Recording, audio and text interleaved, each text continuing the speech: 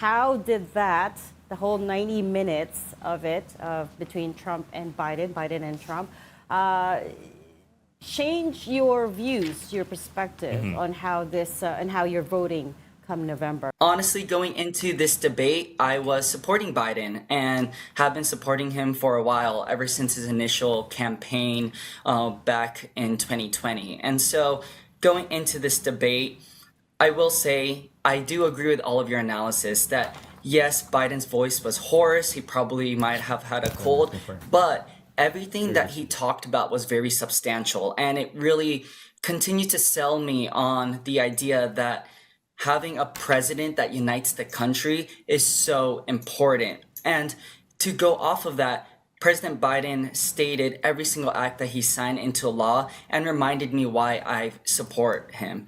I support him because he has facts to bring up in conversations and is willing to have respectful dialogue rather than cutting people off, throwing insults. Yes, he did throw a few jabs here and there, but he always went back to the policy. And so my mind hasn't changed at all, and it is sticking with President Biden.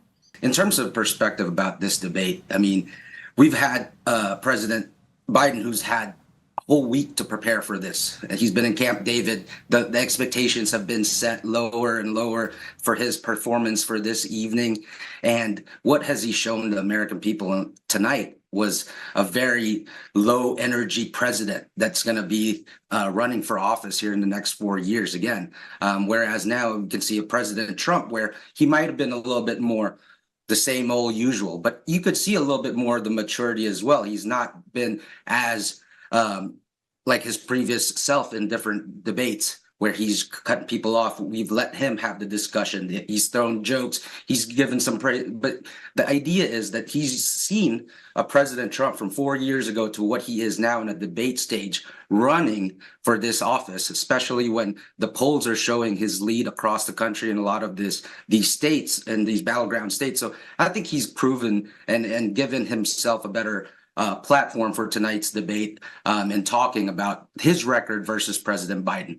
I think one of the best benefit of this election is now you can really compare both presidents with their 4-year records, right?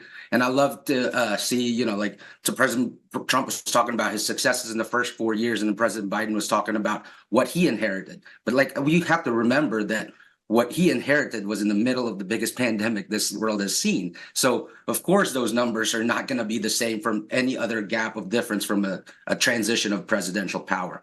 But in tonight's realm, in terms of vigor, you can see President Trump is strong. He's very in tune. I can see President Biden was losing a lot of his train of thought. And especially for somebody who's prepared himself in Camp David for a whole week, and this is the performance we've gotten. I think he's provided a little bit more disappointment to his voters and to a lot of the folks that were trying to see how strong he still is this time. As a community organizer, as an activist, and also as someone who has worked in campaigns, the point of this debate was not to change people's minds. I think we need to move past that belief that in the United States, there is a massive, massive group of undecided voters. Here's the truth.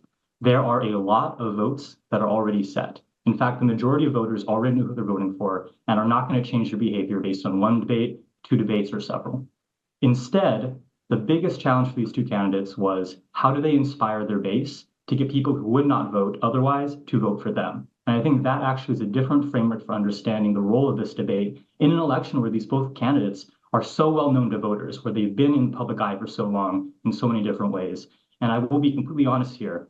If you want style on stage, yeah, Trump won stylistically, but the vision of fear, of authoritarianism that he displayed was incredibly disturbing. While Biden's status quo is simply not sustainable, and I'm happy to get into both of those things, but it was in many ways a debate that was not about switching my vote or your vote or someone else's vote. It's about turnout, it's about inspiring the base, and it's about putting forward a vision that frankly was a little bit disturbing to me on both ends.